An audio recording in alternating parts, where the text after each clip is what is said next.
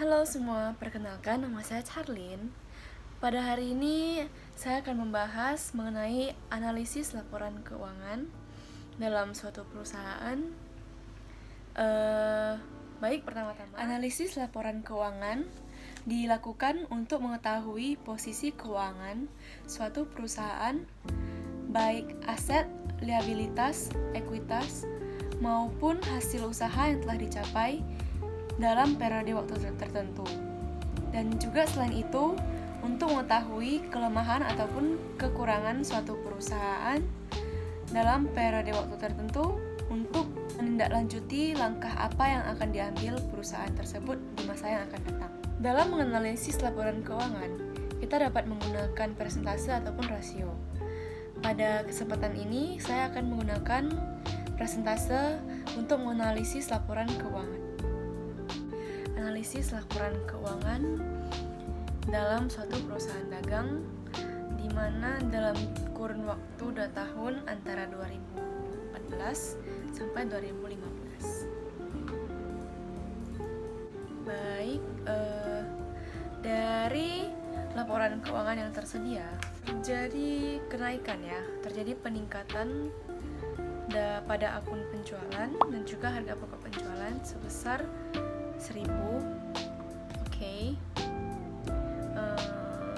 Dengan adanya peningkatan penjualan, maka otomatis akan juga meningkatkan harga pokok penjualan tersebut. Dan juga karena jumlah kenaikan dari akun penjualan dan harga pokok penjualannya sama dan seimbang, yaitu 1.000, jadi menyebabkan laba kotor yang diperoleh sama dan menyebabkan tidak terjadi peningkatan ataupun penurunan pada laba kotor selama periode 2 tahun tersebut.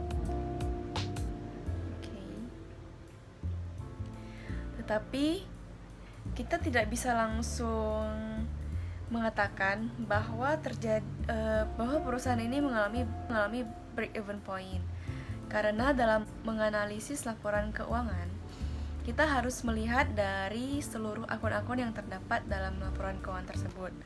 Tidak hanya akun penjualannya saja yang kita lihat. Baik, kita lanjut ke biaya operasional ya.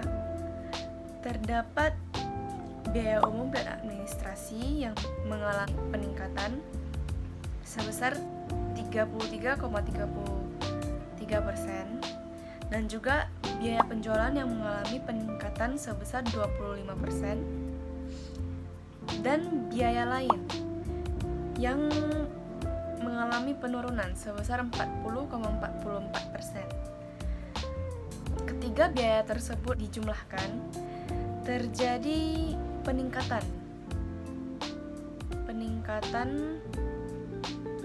pada biaya operasional dalam kurun waktu 2 tahun tersebut. Dari sini kita mulai bertanya, apakah perusahaan ini mengalami peningkatan ataupun penurunan selama 2 tahun itu? Karena telah terjadi peningkatan pada akun biaya, otomatis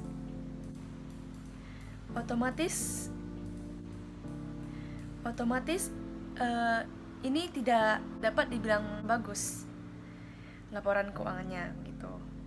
Kita lanjut ke pendapatan lain-lain.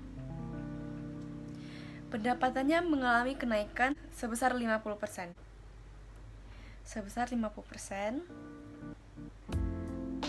Dikatakan bagus karena mengalami peningkatan pada pendapatannya, otomatis ini bagus bagi perusahaannya.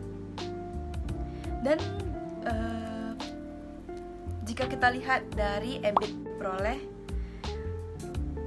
EBIT-nya mengalami penurunan sebesar 16%. Kemudian kita kurangi lagi dengan biaya bunga, dan terdapat 2 akun biaya bunga ya. Yang pertama, bunga bank mengalami kenaikan sebesar 33,33%, dan juga bunga obligasi mengalami peningkatan sebesar 33,33% juga.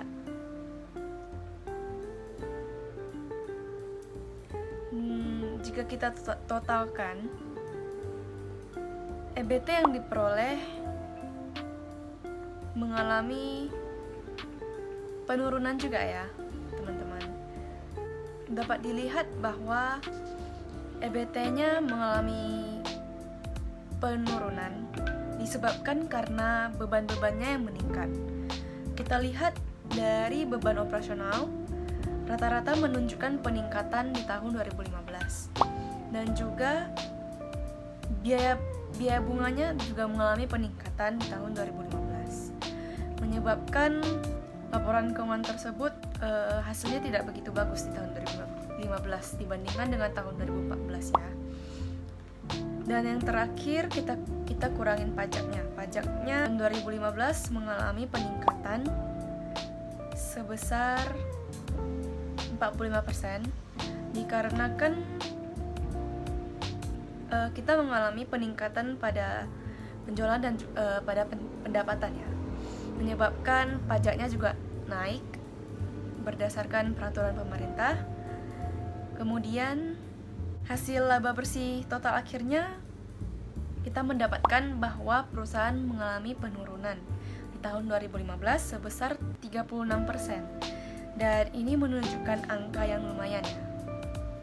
Jadi kesimpulannya dari laporan keuangan yang kita lihat ini, laporan keuangan di tahun 2015 mengalami peningkatan pada segi penjualannya. Tetapi apakah itu menunjukkan kenaikan pada labanya juga? Kita lihat karena perusahaan pada tahun 2015 tidak dapat menekan beban sehingga menyebabkan labanya menurun. Itulah mengapa perusahaan itu sangat sebisa mungkin meminimalisir beban-beban yang akan dikeluarkan dalam periode waktu tertentu, karena beban-beban tersebut sangat mempengaruhi hasil akhir dari laba bersih yang akan diperoleh pada periode waktu tertentu tersebut. Baik, sekian analisis laporan keuangan yang telah saya buat. Atas perhatiannya saya ucapkan terima kasih.